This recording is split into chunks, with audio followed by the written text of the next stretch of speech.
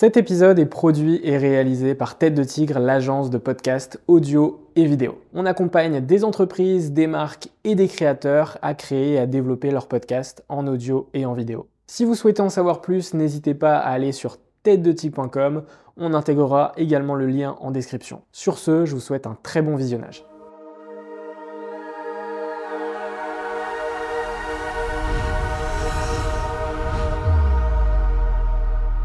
Bonjour à toutes et à tous et bienvenue sur Serial Entrepreneur, le podcast des entrepreneurs. Aujourd'hui, je suis très heureux de retrouver Harold Parizeau, qui est le fondateur du Chinese Business Club. Salut Harold, comment tu vas ? Bonjour François, écoute, je vais très bien, je suis en pleine forme. Super, je suis vraiment très heureux de t'accueillir. Donc aujourd'hui, on est au Fouquet's, qui nous accueille de manière très sympathique.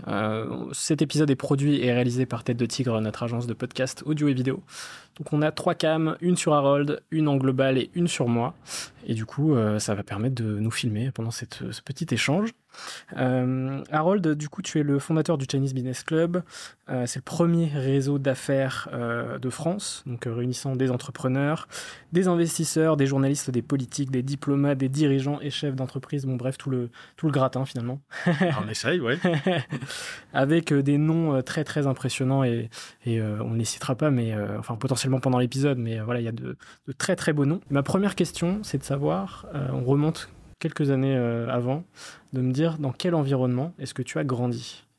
Oula, on remonte longtemps en arrière, là. Écoute, moi, j'ai fait une école de commerce, j'ai fait l'ESSEC à Cergy. Et puis, après, j'ai travaillé un peu dans les télécoms. Et puis, un jour, en 2010, je me suis dit que j'allais me mettre à mon compte. Donc, j'ai fait une rupture conventionnelle avec mon ancien employeur. En 2010, je me suis mis à mon compte, j'ai fait un peu d'intermédiation. Et puis, j'ai rencontré pas mal d'acheteurs étrangers, acheteurs potentiels, et notamment des Asiatiques et des Chinois. Et très souvent, avec les Chinois, ils me demandaient, est-ce que vous ne connaîtriez pas des politiques français, des marques françaises à vendre, des patrons français, des journalistes français, etc. Et au bout de la 10e demande, je me suis dit qu'il y avait un truc à faire, une opportunité à saisir, comme on dit. Et donc, j'ai eu l'idée de créer un club d'affaires, un club de rencontres professionnelles, franco-chinois. Et c'est comme ça qu'est né, en 2012, le Chinese Business Club. Voilà, donc, ça a démarré très doucement, mais sûrement. Moi, quand j'ai parlé de mon projet autour de moi, personne n'y croyait. J'étais un des rares à y croire. Pourquoi ? Parce qu'à chaque fois, on me disait « Mais tu parles pas chinois, tu n'as jamais vécu en Chine, tu connais pas un seul chinois et tout. » C'est vrai, mais j'étais convaincu que l'idée était bonne. Donc, j'ai pas lâché cette idée. Les 3 premières années ont été, en toute transparence, galères.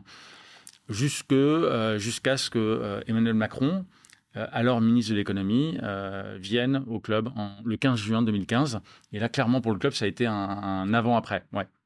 Alors on parlera évidemment du Chinese Business Club dans quelques minutes, mais j'aimerais quand même revenir sur ton parcours et de me dire, par exemple, qu'est-ce que faisaient tes parents ? Est-ce que tu étais déjà dans un écosystème entrepreneurial ou pas du tout ? Écoute, je suis ce qu'on appelle un fils de pub, pour reprendre une expression de Jacques Ségala que tu connais, que tu as interviewé. Et Jacques Ségala, qui est un fidèle du Chinese Business Club, qui vient à tous les déjeuners du club depuis 10 ans. On a même fêté son anniversaire l'année dernière, 88 ans. Incroyable, il est dans une forme olympique. Je rêve d'être comme lui au même âge. On se le souhaite. Et donc...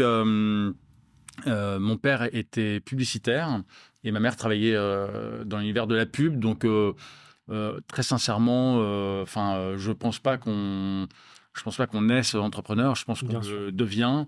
Moi, avant, j'étais salarié, j'étais très content. Et puis, un jour, j'ai eu un déclic.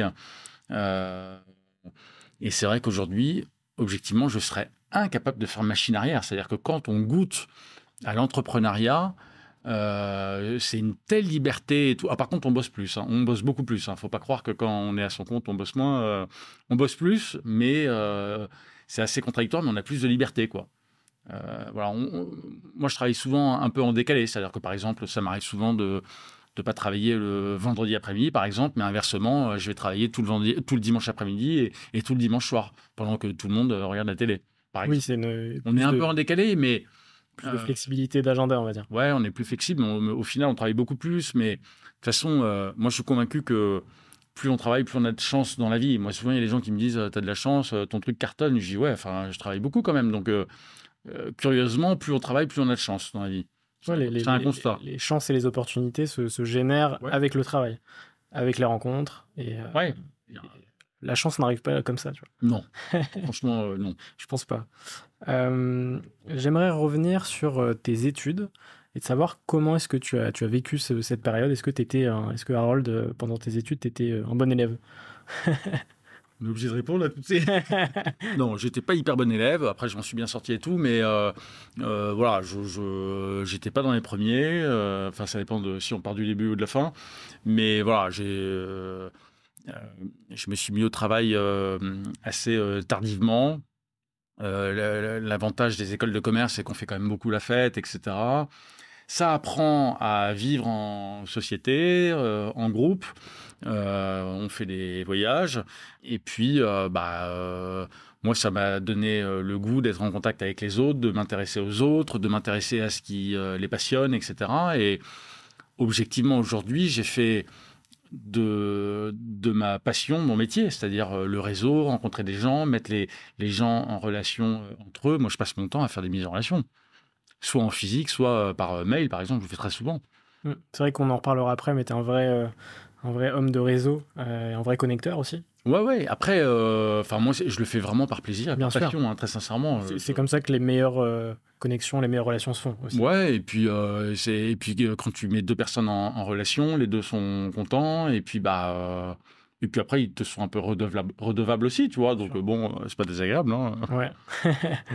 Alors, justement, après tes études, tu deviens salarié, donc tu ne passes pas directement entrepreneur. Qu'est-ce que tu fais pendant ces années de salariat et qu'est-ce que ça t'apprend finalement? Alors, j'étais pendant 8 ans ingénieur d'affaires grand compte, 4 ans chez Deutsche Telekom et 4 ans chez Bouygues Télécom. 8 années de télécom extraordinaires où en fait je gérais le portefeuille d'un client grand compte de grandes entreprises et moyennes entreprises. Franchement, c'était cool. Hein. J'étais autonome, j'avais un objectif à atteindre. Le problème, c'est que quand tu es commercial et que tu as des objectifs à atteindre, tous les ans, on te double les objectifs. Donc, au bout d'un moment, les objectifs sont totalement inatteignables. Et à la fin, on te dit « Ah, monsieur Parizeau, vous n'avez pas atteint vos objectifs. Merci, au revoir. » Bon, pas très cool, mais en tout cas, c'est la réalité. C'est comme ça que ça se passe. Donc, 4 ans chez Deutsche Telekom et 4 ans chez Bouygues Télécom. 8 années extraordinaires, etc. Et puis... après, voilà, j'ai eu le déclic de me mettre à mon compte. J'ai fait une rupture conventionnelle. C'est dur de démarrer seul. Moi, depuis 10 ans, je suis tout seul dans mon club. Hein. J'ai ni employé, ni salarié, ni stagiaire, ni assistante. Et c'est vrai que se lancer dans un business tout seul, le début n'est pas évident. C'est quoi un numéro de TVA intracommunautaire, c'est quoi le SIRET, c'est quoi le SIREN, la TVA, comment ça se paye, comment ça se passe, comment on fait une facture. Enfin, c'est des trucs qui, quand on est entrepreneur, quand on est chef d'entreprise, aujourd'hui, ça nous paraît complètement bateau et banal. Mais c'est vrai que quand on démarre, tout ça, c'est dommage d'ailleurs que dans les écoles, on n'apprenne pas aux étudiants le b.a.-ba de l'entrepreneuriat, c'est quoi l'URSSAF, le RSI, tous ces mots-là. Comment faire son bilan, son premier bilan? Exactement. Non, mais tu rigoles, mais c'est vrai. Enfin, tu vois ce que je veux dire, c'est quoi le chiffre d'affaires, c'est quoi le résultat, c'est quoi les bénéfices, comment marche la TVA, quand est-ce qu'on doit la payer. Je pense que ce serait ultra pertinent. Quelles sont, évidemment, quelles sont toutes les choses qui doivent apparaître obligatoirement sur une facture. Après, là, je parle de ça, c'est au début, c'est au lancement et tout. Après, on fait des copier-coller, etc. Mais voilà, c'est vrai que quand on démarre, tout ça, c'est vraiment la grande inconnue. Et je trouve que c'est dommage qu'il n'y ait pas dans les facs ou les écoles de commerce ou autres des cours, enfin j'imagine que ça existe sûrement peut-être maintenant, mais des cours vraiment 100% dédiés à l'entrepreneuriat et mettre la main dans le cambouis, pas uniquement de la théorie, mais de la pratique. C'est ça, 100% pratique, et c'est clair que c'est le meilleur moyen d'apprendre le plus vite, c'est de pratiquer, quoi. Tu prêches un convaincu, là je suis complètement d'accord. C'est clair. Donc, tu lances le Chinese Business Club en 2012, donc il y a 11 ans finalement. Ouais. Comment est-ce que tu as eu l'idée justement de créer ce Chinese Business Club? En fait, l'idée, c'est vraiment les Chinois qui m'ont donné l'idée. C'est-à-dire que, comme je te disais tout à l'heure, à chaque fois que je rencontrais des Chinois, ils veulent toujours rencontrer des patrons français, des politiques français, des journalistes français, des marques françaises à vendre. Et donc, je me suis dit, il y a vraiment un truc à faire. Ça vaut le coup de créer un petit réseau de mise en relation français et chinois pour faire du business. Les Français veulent rencontrer des patrons chinois, des fonds d'investissement chinois, des banques chinoises, des diplomates chinois, etc. Et inversement, les Chinois qui viennent en France veulent rencontrer ces patrons français. Donc, il y a une vraie complémentarité entre les deux. Le début a été un peu long et compliqué. Ça a vraiment mis 3 ans à décoller. Hein. Donc, je ne sais pas si c'est long, mais enfin, c'est pas rapide en tout cas. Mais c'est vraiment les Chinois qui, à l'origine, m'ont donné cette idée. Et voilà. Après, ce qu'il faut savoir, c'est que le club était effectivement franco-chinois jusqu'au Covid. Et malheureusement, avec l'actualité sanitaire, il n'y a plus ou très peu de Chinois en Europe et en France. Et donc, j'ai été un peu obligé de m'adapter à l'actualité. Et désormais, mon club est franco-français à 90%. Et puis en plus de ça, au-delà du fait que les Chinois mettent du temps à revenir, il y a quand même beaucoup de China bashing en France. Bien sûr. Donc moi, je suis un peu obligé de m'adapter à cette conjoncture, à cette actualité. Et de toute façon, une entreprise, ça vit. On est obligé en permanence, dans la vie, on avance. Si tu n'avances pas, tu tombes, tu te casses la gueule, etc. Donc je suis obligé de m'adapter à cette réalité. C'est pour ça que, alors je ne pense pas de nom, parce que je pense que l'essence, la marque Chinese Business Club a une vraie valeur immatérielle, et puis elle commence à être connue et reconnue. Tu vois, c'est une marque que j'ai créée de toutes pièces il y a 10 ans, donc ce serait vraiment dommage, 10 ou 11 ans après, de changer de nom. Ce serait une erreur stratégique de ma part. Donc, l'idée, si tu veux, c'est de garder ce nom qui a une vraie valeur immatérielle, mais de dessiniser un petit peu le club et inversement de l'internationaliser. J'ai de plus en plus d'ambassadeurs de grands pays du Moyen-Orient, d'ambassadeurs de pays africains, d'ambassadeurs de pays de l'Est qui viennent au club à Paris tous les mois lors des déjeuners d'affaires. Et en parallèle, je cible de plus en plus les jeunes chefs d'entreprise de TPE, PME, ETI, etc. Il y a plein de petites boîtes qui cartonnent partout en France. Il n'y a pas que Paris, en France. Il y a plein de petites boîtes qui marchent très bien, mais donc ils ont de la trésor, etc. Mais ils n'ont pas toujours le réseau qui suit, etc. Or, le réseau, le carnet d'adresse, ça vaut de l'or. Quand tu connais du monde, c'est un gain de temps phénoménal. Et on dit souvent que le temps, c'est de l'argent. Au moins, quand tu rencontres plein de beaux mondes tous les mois à Paris, lors des déjeuners du club, par exemple, tous les contacts que tu rencontres, c'est oui ou c'est non, mais au moins, tu ne perds pas de temps, tu sais à quoi t'en tenir. Donc, c'est un gain de temps phénoménal. Et puis, quand bien même c'est des gens avec lesquels tu ne feras pas spécialement du business, c'est toujours des contacts premium. Des sénateurs, des députés, des ambassadeurs, des politiques, des journalistes, des chefs d'entreprise, des entrepreneurs, beaucoup de patrons qui sont propriétaires de leur boîte. C'est toujours des contacts pertinents. Et puis, globalement, c'est quand même pas des gens qu'on croise à tous les coins de rue. Donc, c'est intéressant. Même si tu ne fais pas du business tout de suite dans les 3 mois, 6 mois, 9 mois, peut-être que dans 2 ans, il y aura des opportunités, des synergies possibles. Et dans ce cas-là, tu les appelles, tu leur envoies un petit mail en disant « On s'est rencontrés au Chinese Business Club il y a 1 an, il y a 2 ans. » Et donc, ça permet de reprendre le contact. Bien sûr. Ça me fait penser à un mot, la sérendipité. Je ne sais pas si tu en as déjà entendu parler. Oui. Le fait que justement, le hasard potentiel des rencontres peut créer des connexions, mais l'idée, c'est de s'ouvrir justement à ce hasard et à ce côté aléatoire. Puis potentiellement, effectivement, une rencontre va créer des opportunités peut-être 2-3 ans après. C'est la chance dont on parlait tout à l'heure. Hein. C'est un peu pareil. Hein. Ouais, le hasard, la chance, tout ça se provoque quand même. Exactement. C'est comme le gagnant du loto. Hein. Le grand gagnant du loto, il a tenté sa chance. Non, mais c'est vrai. Ouais. On dit souvent il a de la chance. Je trouve que ça fait 25 ans qu'il joue. Oui, tout à fait. Oui, mais n'empêche que ça fait 25 ans qu'il tente sa chance. Bien sûr. Donc au moins, on ne pourra pas lui dire il a de la chance. Enfin, c'est sûr qu'il aura obligatoirement beaucoup plus de chance que celui qui n'a pas joué. Exactement. Est-ce que tu peux me détailler un peu les grandes étapes que tu visualises sur le Chinese Business Club ?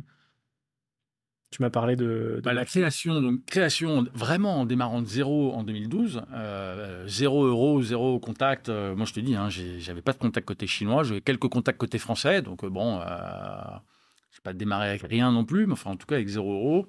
3 premières années bien galères, à tout point de vue, même financièrement.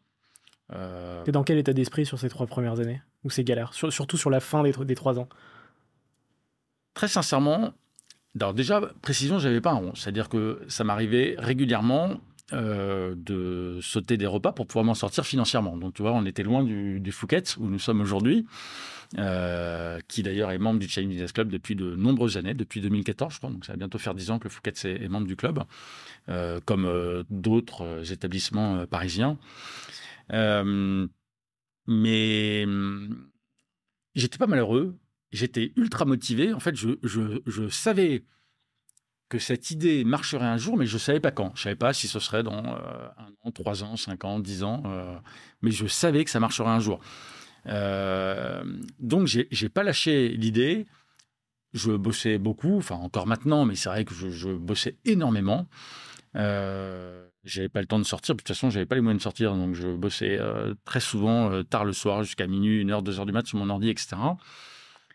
Et ben au final, ça a fini par payer parce que en 2015, j'ai appelé le secrétariat de Bercy en voulant faire venir Macron, que je ne connaissais absolument pas dans mon club. Qui était ministre de l'économie. Ministre de l'économie à ce moment-là. Et puis, on m'a demandé de contacter son secrétariat, etc. Et puis, au final, Emmanuel Macron est venu au club le 15 juin 2015. Ça a été, comme je te le disais, vraiment un avant-après pour le Chinese Business Club. Pourquoi ? Parce qu'en fait, il y a beaucoup de journalistes qui sont venus en disant « Mais c'est quoi ce club inconnu au bataillon ?» où le ministre de l'économie, Emmanuel Macron, intervient et prend la parole. Et donc là, vraiment, il y a eu des télés, des machins, les TF1, les M6, BFM, etc. Waouh ! Et donc, depuis 2015, le club cartonne, donc ça, c'est cool. Il y a une centaine de sociétés membres, des petites boîtes, des moyennes boîtes, quelques grosses boîtes, qui payent un membership annuel et qui participent à plus d'une douzaine d'événements par an à Paris, principalement sous forme de cocktails et de grands déjeuners officiels, à chaque fois avec un invité d'honneur très médiatisé, soit le patron d'un grand groupe du CAC 40, soit le patron d'une licorne. On a reçu Blablacar, Conto, Ledger, Back Market, etc. Et l'invité d'honneur, c'est vraiment le prétexte pour réunir tout le monde, parce que dans la salle, il y a plein de beau monde. Mais c'est vrai que globalement, plus les invités d'honneur sont prestigieux, plus les gens se battent et se bousculent pour venir au club. Et donc, voilà, et le club marche bien, parce qu'on a 90% de fidélité et de renouvellement des memberships tous les ans. Donc, ça prouve bien quand même que les gens sont contents de venir et de revenir. Moi, je pars du principe que plus on se voit et plus on se revoit tout au long de l'année, c'est comme ça qu'il y a des synergies et des opportunités entre les membres. Moi, les membres du club, ils font tous du business entre eux. Tous. En fait, les 3 mots-clés du club, c'est international, business et networking. Voilà, c'est vraiment les 3 mots-clés du club. Et c'est vrai que pour développer son réseau et son carnet d'adresses, le club est redoutablement efficace. Venir une fois, c'est sympa, c'est beau, ça brille, il y a plein de beau monde, etc. Il y a plein de patrons, etc. Mais venir une fois, c'est pas suffisant. Alors que si tu viens une fois, 2 fois, 3 fois, 4 fois, après, les gens se tutoient, se tapent dans le dos, se connaissent, ils savent ce que tu fais, donc résultat, ils peuvent parler de ton business à d'autres, etc. Il y a de la prescription entre les membres, etc.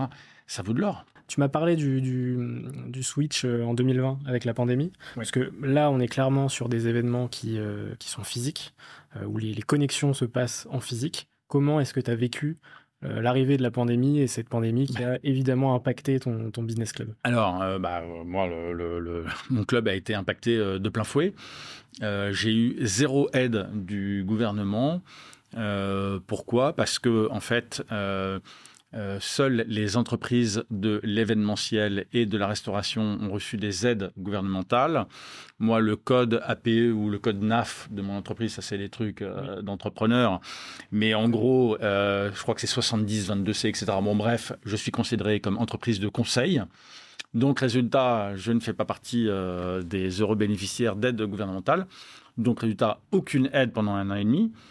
Heureusement, comme je te disais tout à l'heure, le club marche très bien depuis 2015, avec suffisamment de trésorerie pour pouvoir tenir pendant 12-18 mois. C'est ce que j'ai fait. Heureusement que ce n'est pas plus long. Mais oui, je te confirme que le club s'est arrêté pendant 1 an et demi. Je n'ai pas eu d'aide pendant 1 an et demi. Et on n'a pas fait d'événements en ligne et tout, parce que alors, les webinars, les machins... Moi, les gens viennent au club pour rencontrer d'autres personnes. Donc, tu vois, dans le cadre du Chinese Business Club, les webinars, ça n'intéresse personne. Clair. Donc, c'est pas adapté aux connexions. À peine on a évoqué l'idée et le sujet qu'on a rapidement laissé tomber. Oui, parce que du coup, le business model, c'est un membership annuel. Ouais. Et plus aussi potentiellement l'achat au dîner. Non. En fait, l'adhésion au Chinese Business Club, alors c'est un coût, parce qu'on est sur un positionnement haut de gamme. Des clubs en France, il y en a des centaines, il y en a des milliers, ils sont tous très bien, on est tous très différents. Mais j'essaye avec le Chinese Business Club d'avoir le positionnement le plus premium possible, parce que mon point de vue, c'est que plus c'est haut de gamme, plus on est visible et plus on sort un peu du lot. Et puis, après, c'est vraiment des événements qui sont quand même très haut de gamme, donc avec une adhésion un peu en conséquence. Les adhésions au Chinese Business Club les moins chères démarrent à 9 500 € hors taxes par an et par société. C'est 12 mois à compter du règlement, et ensuite, tous les événements sont gratuits pendant un an. Les conférences, les cocktails, les déjeuners, etc. Tout est intégré et c'est pour une personne. Après, les adhésions sont corporate, elles ne sont pas nominatives. C'est-à-dire que si, par exemple, ta société est membre, et ben, si jamais sur une date, tu n'es pas dispo, parce que tu ne peux pas être dispo toute l'année, il y a bien des moments où tu es en business trip à l'étranger ou en déplacement ou off, je sais pas quoi, c'est pas nominatif. Voilà. Donc, si tu es dispo, tu viens. Si tu n'es pas dispo, c'est ton associé, c'est ton directeur commercial, c'est ton associé, etc. Enfin, voilà, mais c'est entreprise, c'est corporate. Ce sont uniquement des adhésions corporate. Ok, oui, donc à partir de 9 000 €, ça peut se rentabiliser vite. 9 500 €. 9 500. Hors taxe. Hors taxe, oui, mais ça, ça fait partie du langage entrepreneurial aussi. Comment ça se passe, un Chinese Business Club, justement? Alors, très bonne question. Ça se passe super bien. Les membres et les participants arrivent très tôt, c'est-à-dire qu'on ouvre les portes des déjeuners à 11h30, ce qui est évidemment très tôt pour un déjeuner. Lorsque tu arrives à 11h30, les hôtesses d'accueil te remettent un listing avec nom, prénom, fonction, société de tous les gens qui sont présents au déjeuner. Cocktail, networking debout pendant 1h, 1h30, de 11h30 à 13h. Cocktail Champagne Laurent Perrier, pour ne pas le citer, qui est membre et partenaire du club depuis 2012. Et là, les gens sont extrêmement mobiles, etc. Ils changent les cartes de visite. Mais l'intérêt, c'est que les gens sont debout et mobiles. Donc, en gros, pendant 1h, 1h30, tu peux rencontrer plein de monde. C'est toujours des contacts intéressants. Ensuite, vers 13h, on passe à table. Emplacement libre pour tout le monde pendant le déjeuner, de 13h à 14h, où l'invité d'honneur fait un petit discours d'une dizaine de minutes. En fin de déjeuner, avant 14h, questions-réponses avec l'invité d'honneur. Questions courtes, réponses courtes. Et à 14h, café une nouvelle fois debout pour que tous les membres, les participants, les invités continuent d'échanger pendant 1h, 1h30 jusqu'à 15h, 15h30. Donc vraiment, il y a 1h, 1h30 de cocktail networking debout avant le déjeuner, 1 heure de déjeuner assis avec emplacement libre. Donc s'il y a des gens qui s'intéressent, tu vas te mettre à la même place, à la même table qu'eux. Et ensuite, à 14h, café une nouvelle fois networking pour que tous les membres continuent d'échanger, de se rencontrer, etc. Donc vraiment, tout est optimisé pour repartir avec plein de nouveaux contacts. C'est vraiment le but du club. Donc, le but, c'est de rencontrer des gens et que ça se fasse de façon sympa. De façon sympa, naturelle. Et... Ouais, oui, c'est évidemment l'objectif. Ouais, ok, super. Les clubs business, c'est une culture très, très anglo-saxonne, moins française. C'est vrai. Comment est-ce que tu as perçu justement ce côté-là sur ton business club? Alors, je suis complètement d'accord avec toi. Le mot club d'affaires, le mot lobbying, tout ça, c'est des mots un peu pas toujours très bien vus en France. C'est dommage parce que il y a rien de tabou, il y a rien d'interdit, il y a rien de secret. Moi, mon club est complètement officiel. Tout ce qu'on fait est officiel. D'ailleurs, les journalistes sont présents à chaque déjeuner. Viennent BFM, Challenge, Les Échos, Le Figaro, Valeurs Actuelles, etc. Ils viennent à tous les déjeuners. Donc, le Chinese Business Club n'est pas une secte. Désormais, il est franco-français à 90%, comme je te le disais. Tout ce qui s'y passe est totalement officiel. Et donc, c'est intéressant de se rencontrer entre chefs d'entreprise, entre entrepreneurs, entre dirigeants, etc. Il n'y a rien de mal. Enfin, au contraire, les gens sont là pour faire du business.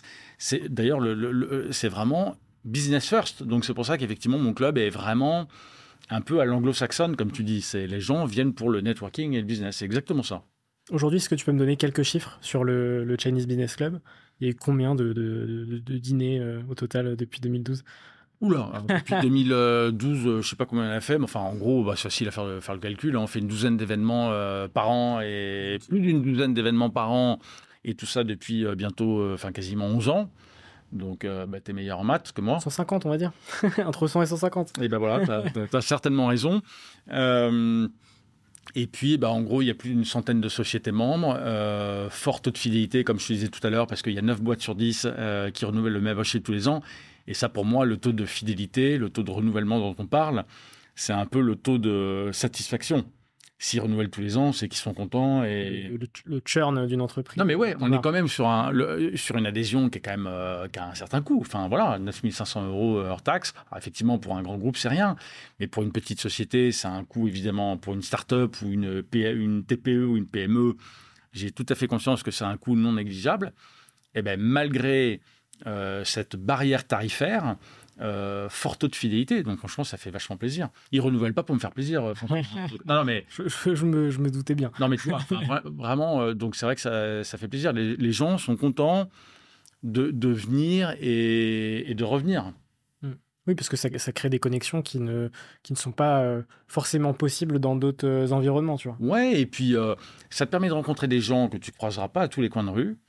Et puis derrière, il y a plein au-delà du business, il y a plein d'amitiés, de relations qui se créent. Il y a plein de monde qui se voit en dehors des événements du club. Donc parfois, ces amitiés créent du business derrière. Enfin, Oui, parce que quand il y a un climat de confiance qui s'instaure, on se sent en confiance, etc. Et donc, ils font tous du business au club, mais tant mieux. Enfin, tu vois, il n'y a pas de tabou. Tu vois, on parlait des clubs en France. À Paris et en province, il y en a des centaines, il y a des milliers. On a tous des positionnements différents, certainement complémentaires au final.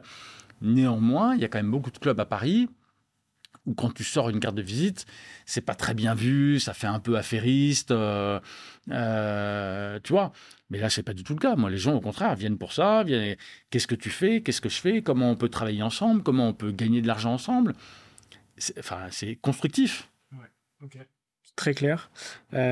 C'est quoi les objectifs futurs pour le Chinese Business Club? Est-ce que tu peux me teaser potentiellement quelques noms cette année, en 2023? Ouais, bien sûr.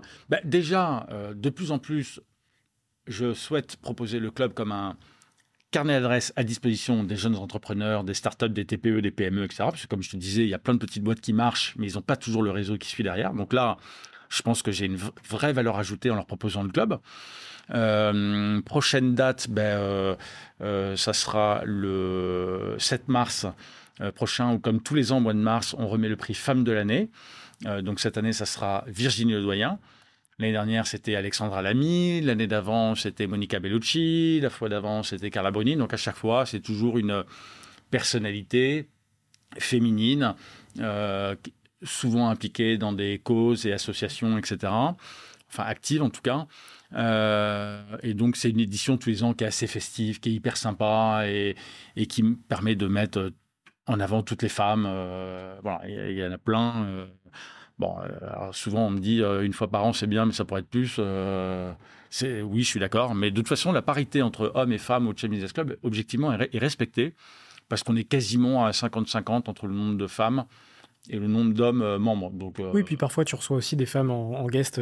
Même très souvent, tu reçois des femmes en guest. Eh bien, c'est une excellente transition, mon cher François, parce que tu ne crois pas si bien dire. Le 17 avril, je t'annonce que nous recevons en invité d'honneur Roxane Varza, qui est la directrice de Station F.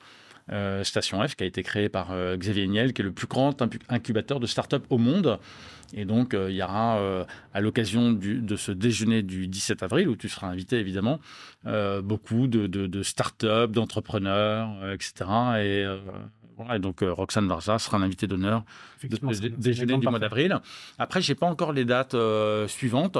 Mais ça se fait au fil de l'eau aussi. Comment? L'organisation se fait au fil de l'eau aussi, potentiellement? Ouais. Là, je suis en train déjà de travailler sur les dates de juin, septembre, etc. Mais j'aimerais bien avoir Thomas Pesquet. J'aimerais bien avoir le patron de Doctolib, par exemple. J'aimerais bien avoir... T'as une line-up de rêve, entre guillemets. Moi, je me fixe des objectifs qui sont peut-être hyper ambitieux, mais enfin, en tout cas, j'essaye. Je ne sais pas si j'y arriverai, mais voilà, évidemment, Doctolib, pour moi, je crois que c'est la première, en termes de licorne, c'est la plus grosse valorisation, je crois. Voilà, bon, bah, et puis si c'est pas Doctolib, ça sera une autre Bien sûr. licorne. Il y en a 28 désormais, je crois. Ouais. Donc, il y a du choix. Comment est-ce que tu fais pour tout gérer? Et ça ressemble à quoi tout seul, puisque vu que tu es tout seul au Chinese Business Club, ça ressemble à quoi une semaine dans la peau d'Harold Parizeau? Alors, je suis tout seul, mais après, j'ai des gens autour de moi qui travaillent en freelance Bien sûr. et que je fais travailler et qui sont en freelance et qui m'aident, etc. Donc, je n'ai pas d'employés, j'ai pas Oui. de stagiaires, d'associés, d'assistantes, etc. Mais j'ai des gens en freelance qui sont à leur compte et qui m'aident beaucoup, heureusement. Mais oui, je suis tout seul depuis 10 ans. Et la semaine type, elle dure 5 ou 6 jours dans la semaine. Et le matin, je travaille sur mon ordinateur depuis la maison. Donc, en gros, j'ai mon ordinateur portable et mon téléphone. Je démarre à 9 h, ce qui n'est pas spécialement tôt. Après, j'ai souvent des déjeuners d'affaires. L'après-midi, soit je m'en remets au boulot sur mon ordi, soit j'enchaîne les rendez-vous. Le soir, j'ai souvent des petits cocktails qui commencent tôt et qui finissent pas tard. Et puis, très souvent, quand je rentre à la maison après, 22 h, 23 h, ou je sais pas quoi, je me remets sur mon ordi et je bosse jusqu'à, comme je disais tout à l'heure, jusqu'à minuit, 1 h, 2 h du mat. Donc, ça fait des journées bien remplies. Mais j'ai la chance d'aimer mon métier. J'y crois énormément. Et puis après, ça peut surprendre, mais j'ai pas l'impression Enfin, je travaille beaucoup, mais j'ai pas l'impression de beaucoup travailler dans le sens où je suis passionné par ce que je fais, j'y crois, j'aime ça et comme je te disais, j'ai fait de ma passion mon métier. Donc franchement, c'est le rêve. Moi, je vais te dire, alors après, je sais que ça peut surprendre, mais je préfère être le lundi matin que le vendredi soir. Ouais. Non, mais Voilà. Alors après, il y a plein de gens qui me disent là, ah bon, oh là là, il est fou. Bah ouais, mais bon. Bah, quand tu fais J'ai la chance de m'éclater et tant mieux parce que c'est vrai qu'on travaille quand même au bas mot 5 ou 6 jours par semaine, tous. Bah, au moins, quand on aime son métier, on s'éclate 5 ou 6 jours par semaine. Donc voilà, tant mieux. Hein. Exactement. Mais je pense que c'est une chance. Ouais, clairement. On va pouvoir passer à la partie bilan et avec deux petites questions sur cette aventure. La première, c'est qu'est-ce qui a été le plus difficile pour toi dans cette aventure? Est-ce que c'est effectivement les 3 premières années? Mais est-ce que tu as un moment justement où tu as été au plus bas, entre guillemets, tu vois? Ah ben là, je te confirme que les 3 premières années ont été les plus difficiles à tout point de vue. Période de doute. Est-ce que je fonce pas droit dans le mur? Est-ce que j'ai bien fait de créer tout ça tout seul? Parce que c'est vrai qu'au début, tu passes des journées entières tout seul et tu es seul à y croire. Alors que quand on est deux, peut-être qu'on peut se soutenir et se motiver mutuellement. Période de doute parce que tant que ça décolle pas, on y croit, mais enfin bon, on est confronté à la réalité où ça tombe pas. Je sais pas quoi te dire, mais ouais, évidemment que les 3 premières années étaient compliquées, même financièrement, comme je te disais tout à l'heure, compliquées, mais j'y croyais, j'étais motivé, j'ai rien lâché, et ça a duré 3 ans tout ça. Ouais. C'est long, 3 ans. Hein. Je pense que oui. En fait, d'un point de vue externe, ça paraît court, mais quand tu es, dedans, court, mais quand t'es dedans, les 3 ans sont extrêmement longs. Ouais, bien sûr. Et la deuxième question plus positive, c'est de quoi es-tu le plus fier aujourd'hui? Je pense que j'ai créé quelque chose qui existera toujours le jour où je serai plus là. Voilà. C'est-à-dire que le Chinese Business Club, cette marque, le Chinese Business Club, ce club, si un jour je suis amené à disparaître, comme tout le monde, je pense que ça existera toujours, même quand je serai parti. Et ça, franchement, j'avoue que ça fait plaisir. Enfin, j'espère que ça... je dis ça... bien sûr. Je suis très... Ça veut dire que... Non, mais réellement, je pense que ça continuera d'exister. Ouais, j'espère en tout cas. Laisser une marque, laisser une trace, on espère que... ouais, je pense que j'ai créé une marque et un club qui, a priori, continueront d'exister. Écoute, moi, je te le souhaite. Hein. On verra. Je serai plus là pour... a priori, je serai plus là pour le voir, mais... on passe du coup à la partie rencontre et entrepreneuriat. La première question, alors je sais que dans ton métier et avec le Chinese Business Club, les rencontres sont très nombreuses, mais est-ce que tu peux m'en citer une en particulier qui a marqué ton aventure? Ah ouais, alors ça, j'ai déjà eu l'occasion d'en parler, mais j'avais toujours rêvé de recevoir Jean d'Ormesson dans mon club. Et donc, j'avais dit à mes parents une fois au téléphone, ah bah tiens, parce que souvent, ils me demandaient, alors, c'est qui tes prochains invités, etc. Donc, je leur répondais. J'ai reçu plusieurs fois Nicolas Sarkozy, j'ai reçu Albert de Monaco, etc. Donc, c'est quand même des sacrées personnalités. Évidemment, c'était un honneur de les recevoir. Mais une fois, je leur avais dit au téléphone, je rêverais de recevoir Jean d'Ormesson au club. Bon, ok, super. Et puis, un dimanche matin, il m'appelle en me disant, Harold... mon père m'appelle, je suis avec ta mère, on est en train de se balader au jardin de Bagatelle, donc à Bagatelle, et il y a Jean d'Ormesson qui se promène, il est tout seul. Ah, je dis, ben là, J'arrive. bah ouais, là, faut pas perdre de temps, donc j'enfile un jean, tac, blouson, je monte dans la voiture, j'habite à Levallois, donc Levallois, Neuilly, c'est assez rapide en voiture, surtout le dimanche matin.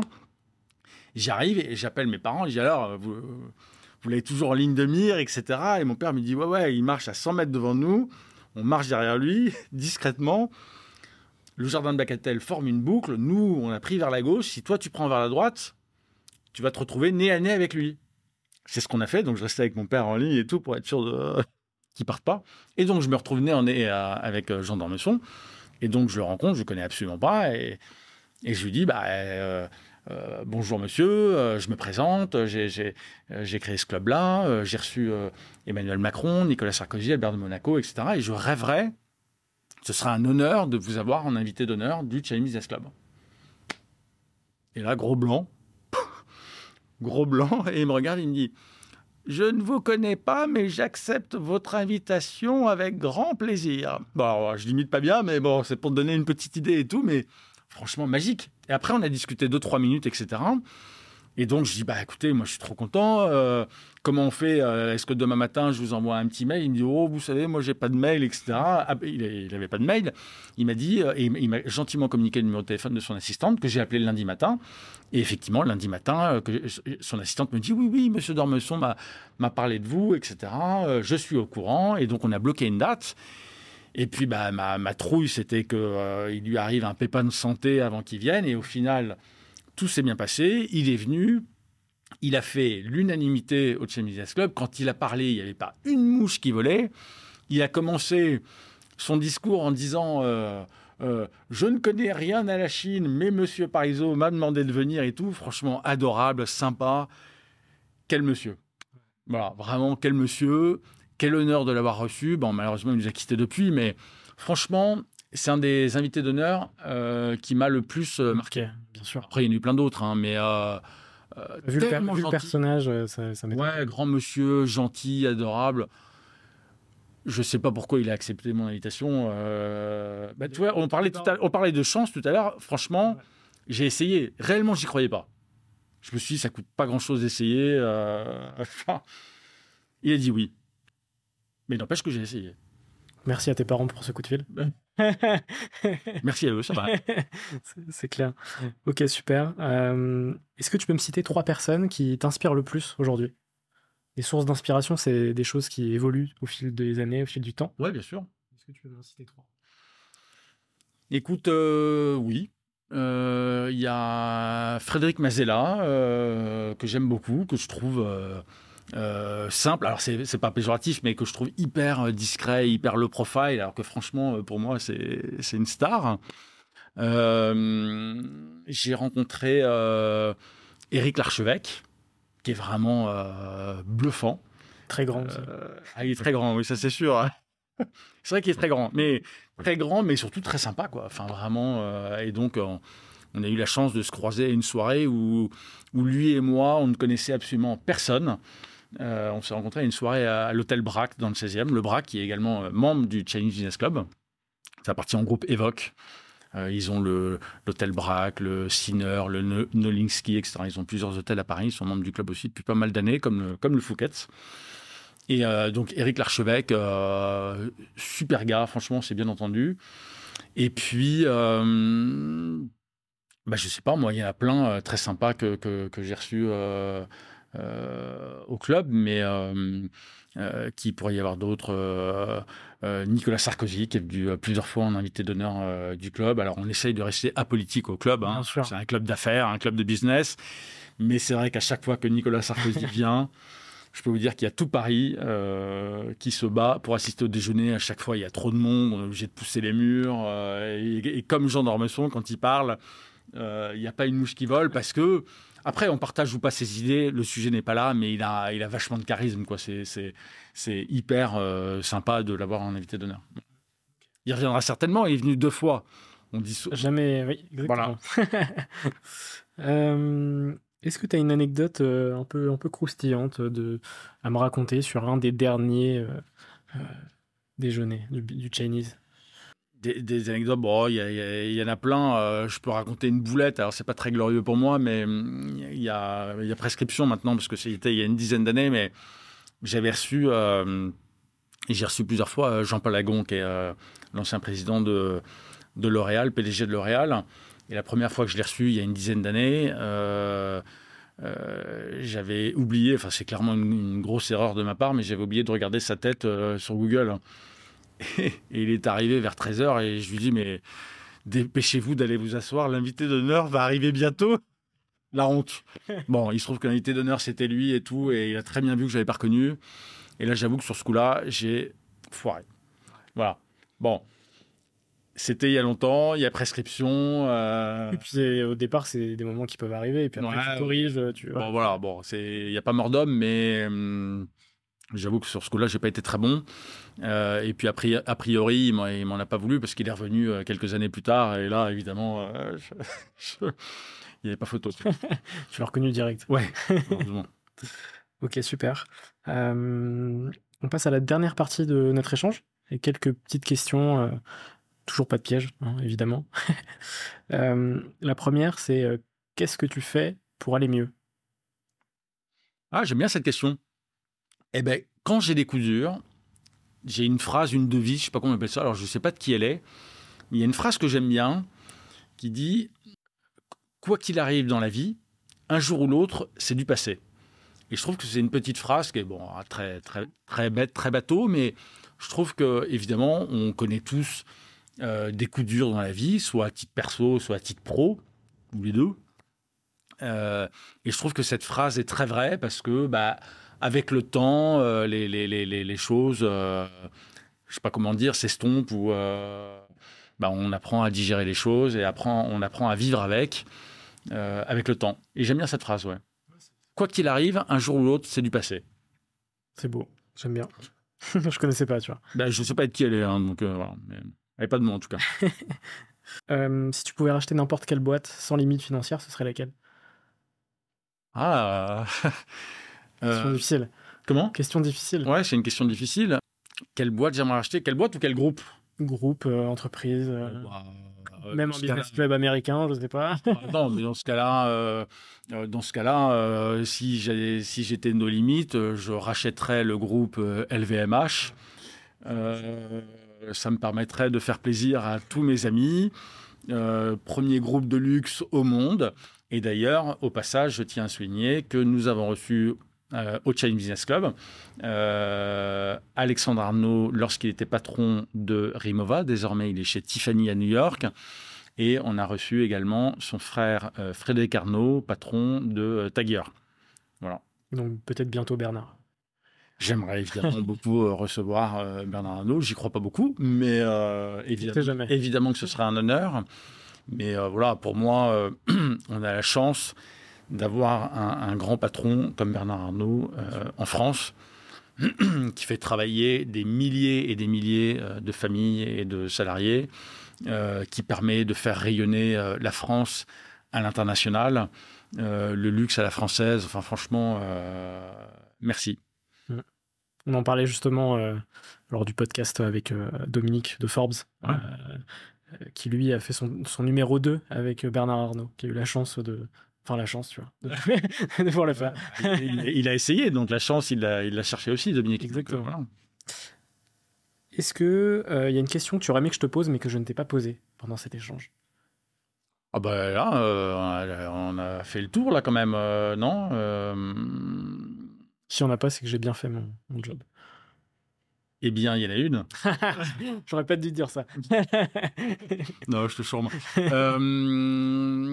Comment on fait pour adhérer au Chinese Business Club? Comment prendre contact? Ça, c'est une bonne question. Eh bien, on pourra même l'intégrer en description. Puisque tu me poses la question, et je te remercie de me la poser, Vraiment par hasard. Hein. par hasard, eh ben, on va sur le site internet chinesebusinessclub.fr, il y a une rubrique contact, et voilà. On mettra le lien en description de l'épisode. Est-ce que tu as des entrepreneurs à me conseiller pour de futurs épisodes? Oui. Une fille. Elle s'appelle Anna Chivu.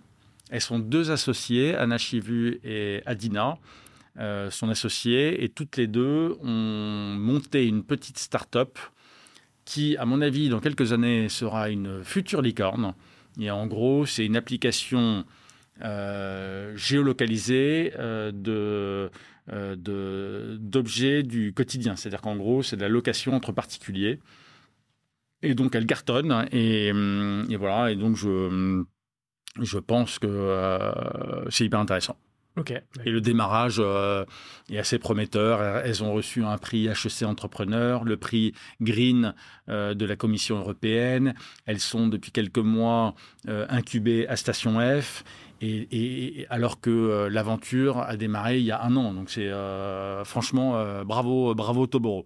Donc la société s'appelle Toboro, T-O-B-O-R-O. Donc adhérente au Chinese Business Club. Et elles sont effectivement, entre autres, membres du Chinese Business Club. Ouais, okay, tout à fait. Bah, écoute, je note la reco. Et ma dernière question que je pose sur chaque épisode, c'est quoi pour toi un entrepreneur? Pour moi, un entrepreneur, c'est un chef d'entreprise qui est ambitieux, qui est motivé, qui a faim et qui a envie et qui lâche rien. Bah écoute, ça va être les mots de la fin pour cet échange, pour cet épisode. J'espère que ça t'a plu. Ouais, merci beaucoup. Franchement, canon, mais c'est déjà fini là. Ouais, c'était très rapide. Enfin, en tout cas, c'est pas si vite, exactement. Je te remercie. Moi, ça m'a beaucoup plu. J'espère que toi qui nous as regardé et écouté, ou écouter, puisque les 2 sont possibles, j'espère que ça t'a plu aussi. On mettra tous les liens en description, même de tes réseaux sociaux, de ton LinkedIn, notamment si des gens veulent te contacter. Et puis, on vous souhaite une bonne fin d'épisode et on se revoit très bientôt sur Serial Entrepreneur. Salut. Merci. Merci d'avoir visionné cet épisode, j'espère qu'il vous a plu. N'hésitez pas à vous abonner à la chaîne de Serial Entrepreneur, de laisser votre plus beau like et votre meilleur commentaire. Et si vous souhaitez vous lancer dans le podcast vidéo, n'hésitez pas à nous contacter sur têtedetique.com, on mettra le lien en description. Salut!